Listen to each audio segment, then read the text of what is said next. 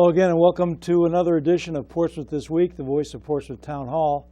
My name is Doug Smith, and our guests today are Britton Bates-Manni from the Center for Emergency Preparedness and Response of the Rhode Island Department of Health. That's quite a title, Britton. Welcome to the show. Thank you for having me. And we've also got John King, Portsmouth's own Emergency Management Director. Hello, welcome, again, John. Doug. Welcome back, I should say. Our topic today is going to be the Medical Emergency Distribution System. You guys have great acronyms, or MEDS, M-E-D-S. But I wonder, Britton, if you could first talk about your organization and the role you play in it. Sure, thanks. So the Center for Emergency Preparedness Response, called CEPR at the Department of Health, is a very small emergency division at the Department of Health. And I oversee something called MEDS, the Medical Emergency Distribution System, which is really how we partner with federal agencies, other state agencies, and the local emergency management agencies to be able to provide medications or vaccine to the entire general public in the event of something terrible happening. Yeah, I guess for our audience, the point of MEDS is, like you say, to provide the populace, the general public, with medicine during a public health emergency. We had a drill a couple of months ago, and it was a very interesting scenario. What kind of situations would something like MEDS be needed for?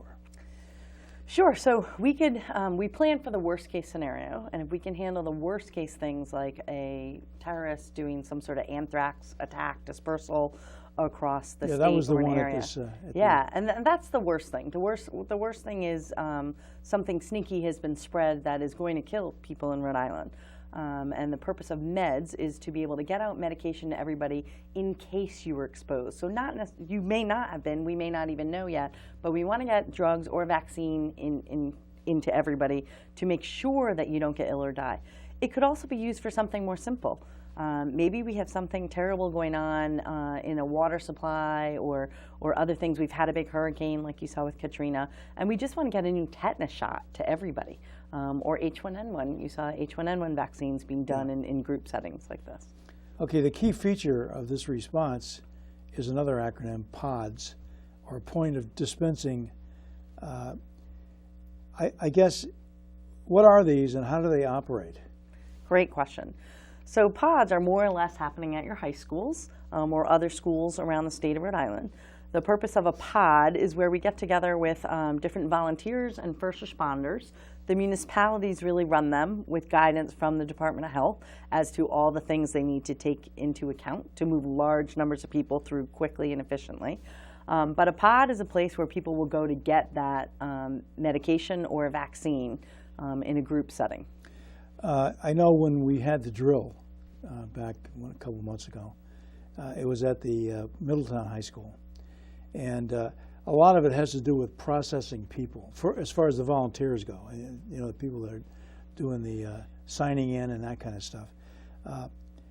What should people expect when there is some kind of emergency and they're asked to go to a pod? That's a really good question. People should expect to wait in lines. There will be lines. We'll get people in and out as quickly as we can. We've been doing this planning with our municipal partners for a long time now. So we have a plan. It's 4 simple steps once you get to a pod, which is to fill out a form, get your form checked, get your medication and vaccine, and get out but continue to follow directions, whether it's to complete your vaccine or rather to complete your pills, whatever the regimen is, or to come back in case something else has happened and you need something else. Yeah, it is kind of admin intensive because you have to have records for all this stuff, I guess. Absolutely, but we're going to make it as flawless as possible. So we're not going to check IDs. We don't care where people live, or even if you're just visiting this country. If you were in an alleged affected area during a certain time frame, we want everybody to come. So we're not concerned about immigration status or whether you live next door in Massachusetts or Connecticut. We want to make sure that everybody has this coverage to potentially save their lives. I know at that drill that we had, some people who, you know, the issue was if you were in a certain area that you might have been exposed to this anthrax. And people who are not even in the area, you just said, you don't need it, go home. So Absolutely. It's kind of And we'll work very hard with our other state partners to make sure that we get all this information out on television, in the newspaper. The form that you could fill out will certainly be online, I'm sure, on local EMA sites as well as the state emergency management and state Department of Health. So the more people can fill out their form and paperwork at home before they come, the better. It's a typical, how old are you, what is your weight? What you need for meds. The standard, right, what are you allergic to, you know. Yeah. Now, is it the state's responsibility to get those meds here on the island? It is. So we work with the federal group, the Centers for Disease Control and Prevention, CDC. Okay. We work with them. We have a plan. We've exercised that plan on how we get that sort of stockpile of things to Rhode Island. And it's our job to make sure that we get it out to all of the municipalities. So we're planning on running about 68 pods simultaneously across the state. Yeah, that's quite a few. So that, I can certainly see the need for more training as well, and something as big as that. I know each town, as you mentioned, in Rhode Island has plans for a pod, and has been or will be testing that plan. John, could you talk about the plans for a pod in Portsmouth? Sure, Doug. As Britton said, there are 68 pod sites throughout the state, and that's based on the population of the communities. Portsmouth is, the size of Portsmouth dictates that we have one single pod for our entire community, and that pod site is the Portsmouth High School. And we have exercised that site on several occasions. We have a plan in place, and like Britton said, these plans have been worked on for some 15 years now, so we're pretty good at what we do there. Yeah, I also think people need to know this is volunteer intensive. You need a lot of volunteers to help. I know you'd particularly like people with some kind of medical training, nurses, doctors, EMTs, those kind of folks. But what else, what other kind of volunteers do you need? You know, it is great to talk about people who hold medical licenses because it certainly makes everything flow faster. But we will be using lots of people who don't have medical degrees. There is a role for everybody at a pod, from your Eagle Scouts through seniors who need to be seated the whole time. So there are, sort of greeter roles. There are education roles. There are line directors telling people where they're going to go next. So there are inventory managers and movers of inventory. So there is absolutely a role for everybody. We need everybody.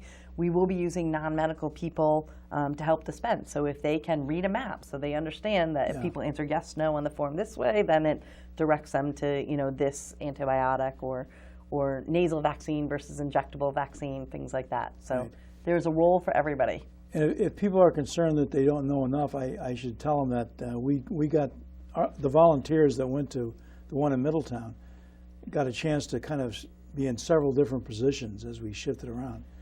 So you get a pretty good sense of what's required after going through one of these drills. Doug, I have to say that the Britain's organization has done an outstanding job in the training aspect of this. No matter what your background is, you will have a specific task within the pod, and we typically need about 85 people around the clock to man a pod. So there's a huge demand, and most of those people are non-medical. The state has provided us a wonderful kit of resources which include job action sheets. So for each position in the pod, you have a job action sheet that tells you what you're supposed to do. So it's completely, the roles are completely clear. There's on-the-job training when you show up at the pod. It couldn't be better as in terms of how the roles are defined and how the people are trained. And there are folks like you guys to, you know, keep it on track to kind of supervise. If anybody has questions, they could just ask you. But you make a great point, though. So you were involved in this exercise this year, which is huge, and we pretty much exercise these plans every year, whether it's a smaller sort of administrative policy level group or a bigger group with lots of our volunteers. It's certainly not mandatory for all the volunteers, but the more you get to see it, the more comfortable you are with at least understanding the flow, if not even function specific positions. So, you know, that is sort of a message that we'd like to get out to people. You can show up at a pod and help and offer to volunteer anytime you want, but if you want to really know and feel more comfortable, then come to one of the exercises. You know, get in touch with John, which I'm sure you'll see his email shortly, but get in touch with John and come to one and see what it's all about. Yeah, that was my next question. how do people contact you, John? Our friends in the control room probably have my email address up on the screen. They do as you speak. That's a beautiful thing. Contact me at that email address. I'll be happy to take your name, your information. We'll find a job for you, if not in a meds pod, in some other position in Portsmouth EMA. We have a lot of opportunities for civilian volunteers that want to help their neighbors.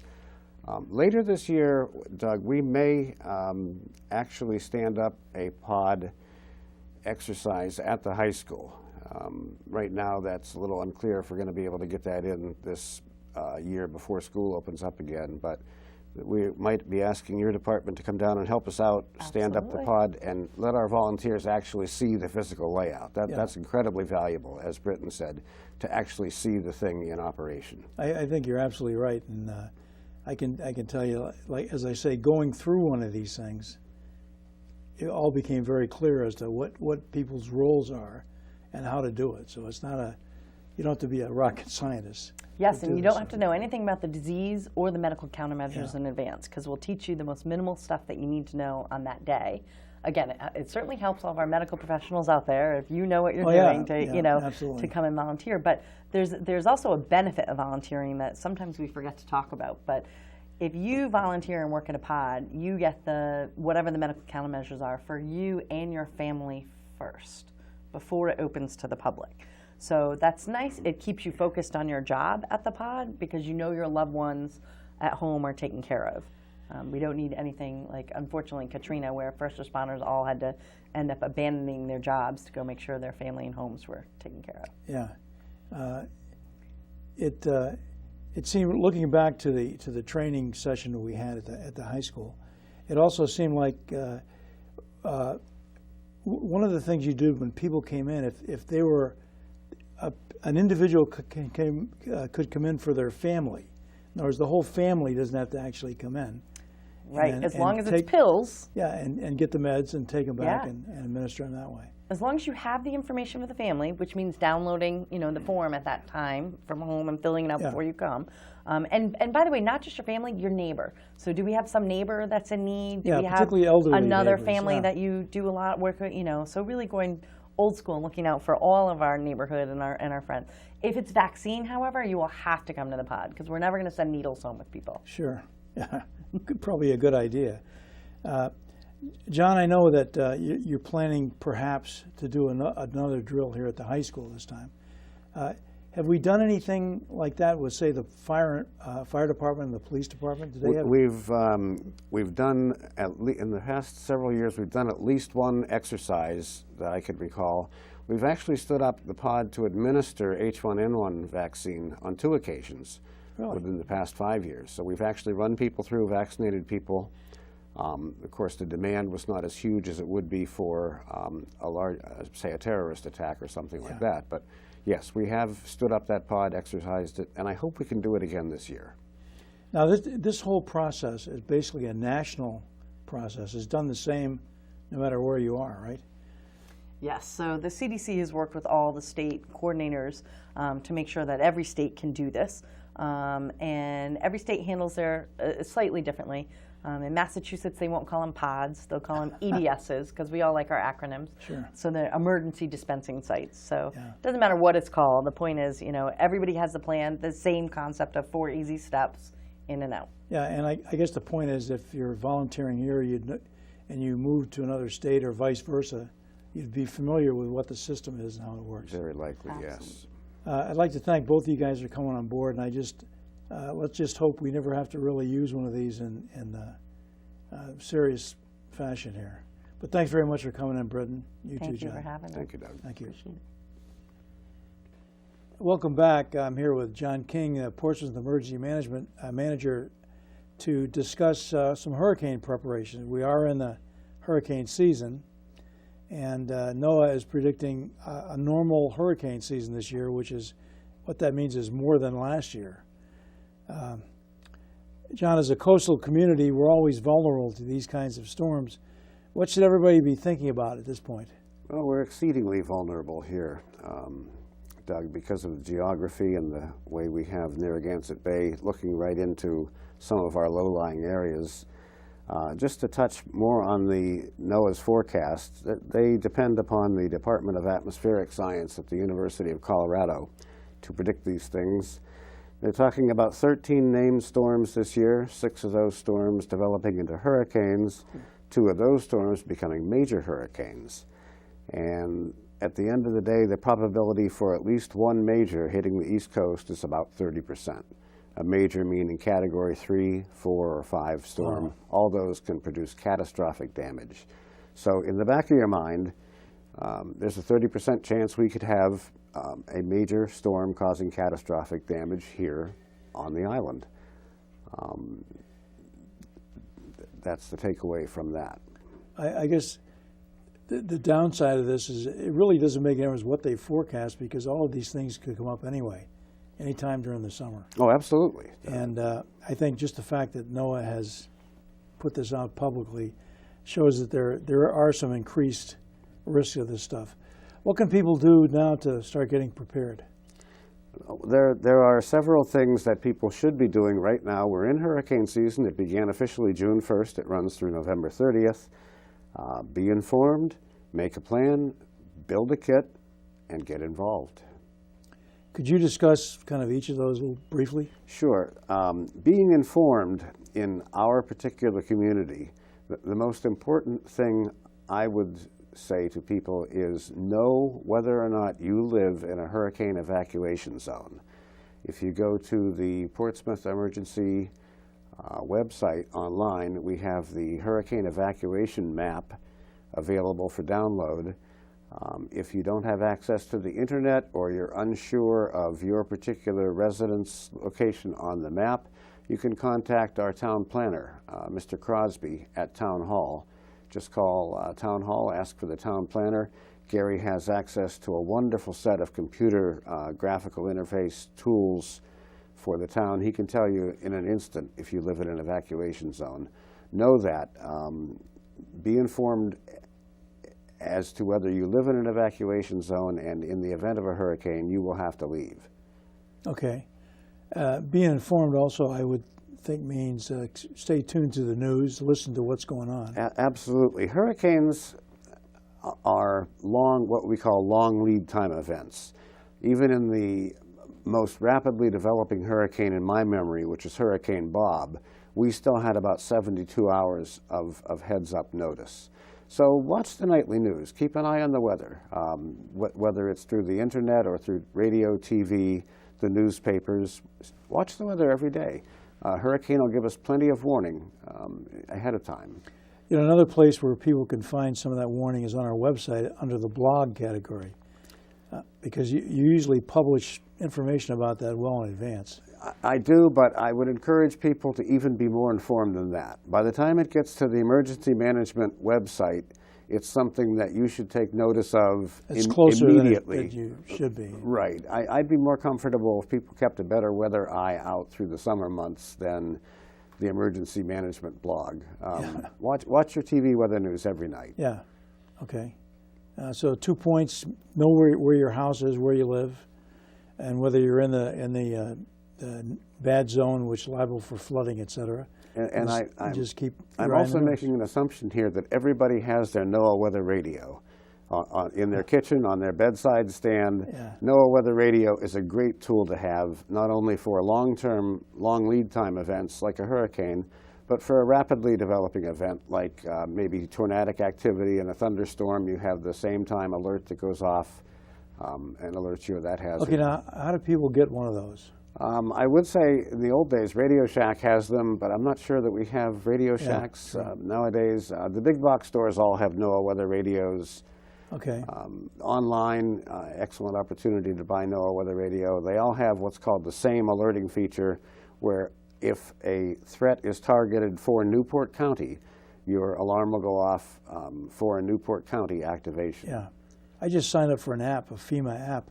It's supposed to do something like that too on my Wonderful. iPod. So. Wonderful. Congratulations. I recommend that, by the way, for everybody. So you've gotten several alerts. I think you just got one this morning. I haven't seen it yet, I guess. Yeah. But the FEMA app is a wonderful thing for your cell phone. They go both ways, iPhone and Android. yeah. Yeah. Okay.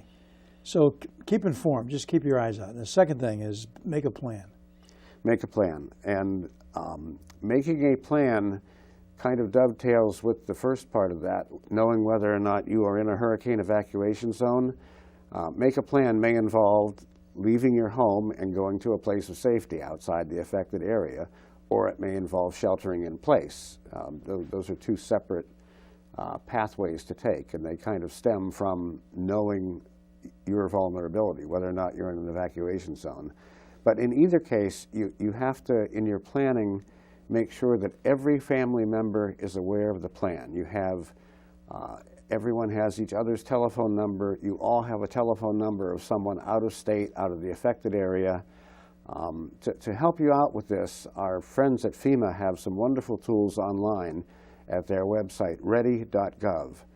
Ready.gov is FEMA's preparedness website, and they have forms that you can fill out, cards that you can give family members with these numbers, with this information. In the time that we have today, we can't get into it as much as we'd like, but ready.gov will walk you through a lot of this. Okay, so there's a lot of details on things like making sure the family knows where they're going to be and how to get in contact. The third one is build a kit. I know we're only hitting these things very lightly, but could you talk about that? Build a kit. About 50% of the people, roughly nationwide, have some basic form of emergency kit. And what the recommendation has been in the past has been be prepared for you and your family to be self-sufficient for 72 hours. That's food, water, planning on having no electricity, totally self-sufficient for 72 hours. The current thinking is 72 hours is probably not enough, and that's borne out from experience in Hurricane Katrina, Superstorm Sandy, that 72 hours was simply not enough to be self-sufficient. It took longer than that to get aid to a lot of the affected areas. So in your kit, plan to be self-sufficient, you and your family self-sufficient for at least 72 hours. And again, the ready.gov website from FEMA has wonderful tips on what to include in that kit. Yeah. I would think one of them would be batteries, perhaps, for your radios. So when everything goes out, you can still listen. Batteries for your radios water, and your lighting. canned food, et cetera, things like that. Yeah, water is very important, of course. Yeah. So is food. You don't have to go nuts with expensive freeze-dried prepared food. Canned food works perfectly well.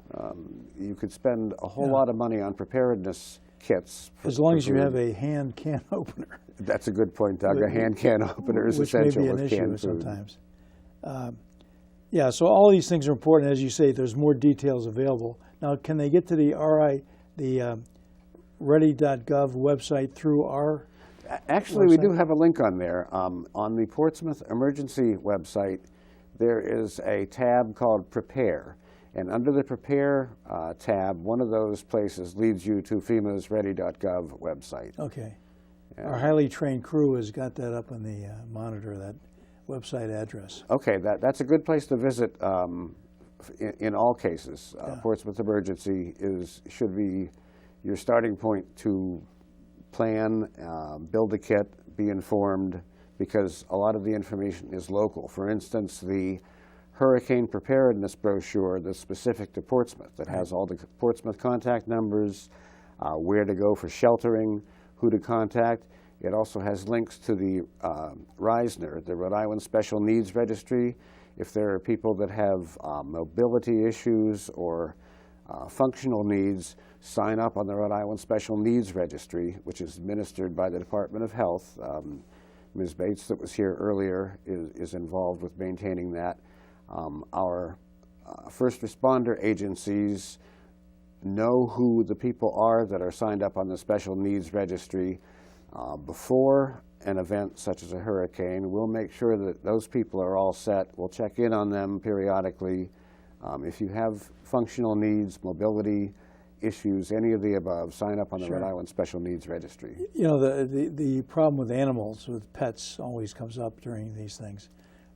What is just out of curiosity, what is the situation with pets during an emergency when somebody's got to perhaps leave their home? Do not leave your pet behind.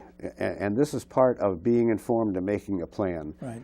Especially if you live in a hurricane evacuation zone, think of your pets ahead of time. If you have refuge someplace out of the affected area with family or friends or relatives that are pet friendly, take Fido with you. If you don't have the ability to take a pet with you, the Potter Shelter in Middletown is our island-wide regional Right. pet shelter. They have capacity to accept some number of pets. Whether or not we overflow that capacity Right. is an open question because we've never had to use that resource. The Potter Shelter will accept pets. There are hotel and motels that are pet friendly, and you can find those also on our website, hotel, motel, pet friendly websites. Another resource is our animal control officer. Officer Fisher and our friends at Portsmouth Police Department can help you out in that regard. Okay. I should also mention that brochure you're talking about also shows a map with the flood zones. Yes, it does. So that can be a quick way to understand where you are. Where can people get that? That's available on the Portsmouth Emergency website. It's available on the town website. I believe it's under the Prepare tab on the Portsmouth Emergency website. Download it, print it. It's a wonderful tool. It was put together primarily by our town planner, Mr. Crosby. All the information in it is still current, and it's a wonderful resource to print. It's got all the phone numbers and everything else you need. Everything you would need, yes. The fourth component of preparedness is to get involved, and that kind of leads us to volunteers. You know, just as in the meds situation, we also need volunteers to do a lot of the things in the emergency management. Within the Emergency Management Agency, we have a need for volunteers because in an emergency, our first response agencies will be fully tasked. Our police, fire, public works department will be absolutely 100% flat out dealing with the emergency. So we need, within the emergency management community, volunteers. And my hierarchy for serving in an emergency is to help yourself, help your family, then help your neighbors. You have to be physically 100%. You have to help yourself. Your family has to be safe and secure. After that, reach out, help your neighbors. It doesn't have to be service in the Emergency Operations Center in Portsmouth. It could be in your neighborhood. It could be through your civic organization, your faith-based group. Reach out, help a neighbor. If you are interested in serving within Portsmouth EMA, contact me at my email address, which our friends in the control room should put up on the screen if they... It's there. That's a thing of beauty. Contact me. We'll find you something to do in the emergency management community. Okay. People should know that we are pretty heavy into the social media aspects of emergency management in this EOC. And the good thing about that is we have both a Twitter feed and a Facebook account. People can answer back if they have some burning issue or something's going on in a part of town. It's a two-way communication system. It is. That allows us situational awareness and also keeps people informed of what's going on. We have a unit within the Emergency Operations Center dedicated to nothing but public information via the internet. And as you said, it's a two-way street for disseminating information and receiving information from the public to build our situational awareness. John, we're out of time, but I'd like to thank you very much for coming on board, and let's hope we get through this season unscathed, but who knows. Thank you, Doug. It's been my pleasure. Thank you very much. We'll see you next time.